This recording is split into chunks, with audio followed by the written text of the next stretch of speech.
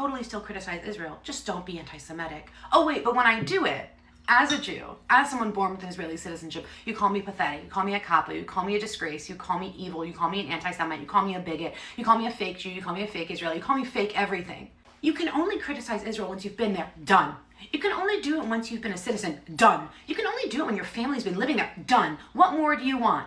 Oh wait, you want bootlickers. You want someone who's going to show for a government no matter what over human lives. My father died 3 weeks ago, and part of my mourning has been interrogating how he grew up and why he was the way he was. And part of it was that he was born and raised in a kibbutz and raised in a kid's house. The kids' houses were a practice in the kibbutzim that ended in the 80s, where children, some as young as 6 weeks old, were taken from their parents and raised communally by minders who were either members of the kibbutz or sometimes they were volunteers from outside the kibbutz, but they never slept at home. They didn't have a room in their parents' house, and they would see their parents maybe for a couple hours a day, depending. Sometimes they would see them at meal times in the communal dining hall. They would see them on weekends, but they were raised with other children their age, in their class, in their kitzah.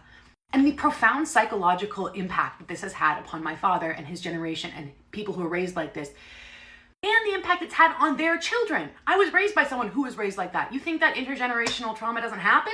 Right. Y'all call me a bigot when I talk about it, even though I'm supposedly allowed to criticize the Israeli government. You are exactly like the American Republicans you like to make fun of, supporting atrocities being committed in your name, shilling for a government who could care less about you, who sees you as nothing more than cannon fodder. It's pathetic and disgusting.